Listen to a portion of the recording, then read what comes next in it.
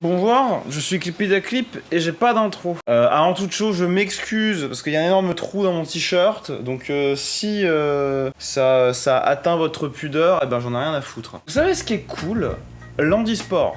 Non mais vraiment, tu vois, en fait je trouve que ça montre vraiment la force de l'humain face à l'adversité. Vous voulez un certificat médical pour participer à une course cycliste, mais monsieur, enfin voyons, vous êtes handicapé, il vous manque un bras et une jambe. Ma pas là. Ouais, ça c'est vraiment énorme de voir des trucs comme ça quoi. Et y a pas que moi qui pense ça, parce qu'il y a même des Jeux Olympiques en e-sport, les bien nommés Paralympiques. Alors c'est assez compliqué au final de comprendre les Paralympiques, c'est un peu comme les JO, mais genre vachement plus compliqué parce qu'il y a plein de catégories différentes, évidemment pour essayer de regrouper les handicaps, je sais pas si on peut dire équivalents. Et autant j'aimerais bien l'expliquer, autant ça rendrait la vidéo beaucoup plus longue.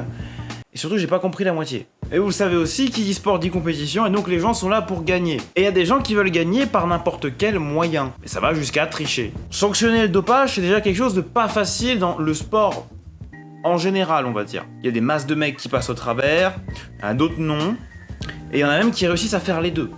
Mais sanctionner le dopage dans le handisport, c'est très compliqué, parce que certains athlètes ont besoin des substances bannies, et ben dans le cadre de leur traitement. Nonobstant ça, généralement quand on triche, c'est pour être plus fort, ou en tout cas pour paraître plus fort qu'on ne l'est vraiment. Parce que bon, finalement, l'intérêt c'est juste d'être meilleur que l'autre, ou en tout cas que les autres le pensent. Par contre, tricher pour se faire passer pour plus faible, ça c'est inédit, ça c'est incroyable. Introducing Fernando Martin Vicente, le big boss de la FEDI, qui est une fédération handisport de basketball qui se concentre particulièrement sur les handicaps mentaux. Et ce mec, il va avoir une idée. Son but final, c'est de nager dans les subventions de l'État. Et pour ça, il a besoin de résultats.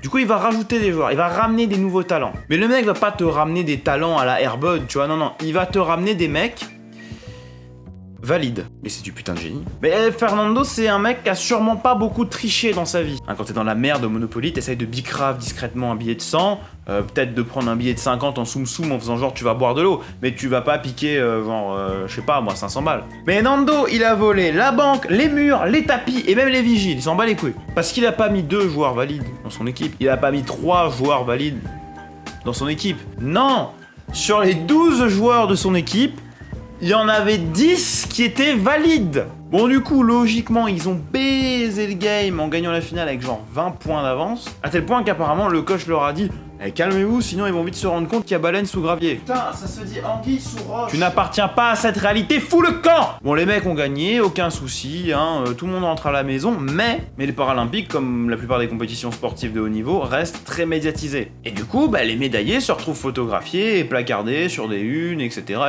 Mais inévitablement, si t'es à la une du journal, il y a des gens, peut-être des gens qui te connaissent, qui vont voir ta gueule. Mais c'est Josué. Mais Josué, il est pas handicapé, ça. Du coup, les athlètes sont plus ou moins prévenus par les officiels espagnols. Faites-vous pousser la beubare, mettez des lunettes de soleil et des chapeaux. Essayez d'être le moins possible en public parce que ça va vous péter à la gueule. Bon, jusque-là, Fernando, il pensait qu'il allait pouvoir s'en sortir tranquille. Mais dans l'équipe, il y avait un gars du nom de Carlos Ribagorda. Et Carlos n'était pas handicapé. C'est quelqu'un qui avait une vie tout à fait normale, il avait un emploi, d'ailleurs, et cet emploi, c'est ce qui va sonner le glas de la tentative d'arnaque moldave de Fernando.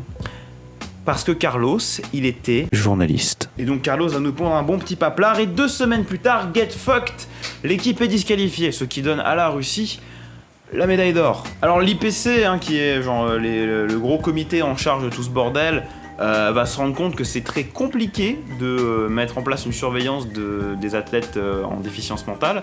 Et du coup, pour les Paralympiques d'hiver de 2002, il n'y aura tout simplement pas de catégorie pour les handicaps mentaux. Et alors là, j'ai 2 sources qui sont pas d'accord. Ça aurait été réintroduit en 2004 ou qu'en 2008-9 dans ces eaux-là. Donc voilà, faites ce que vous voulez avec cette info. Mais quid de Fernando Martin Vicente? Eh bien, il va être jugé, reconnu coupable, bien évidemment, et va se retrouver à devoir payer le petit pécule, la bagatelle de 5400 €.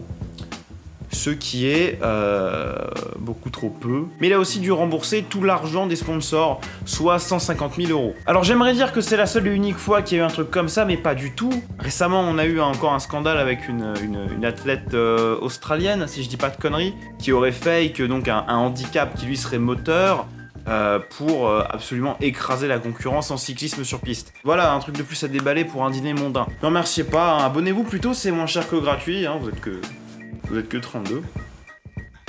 Ouais. Allez, à plus, c'était sympa.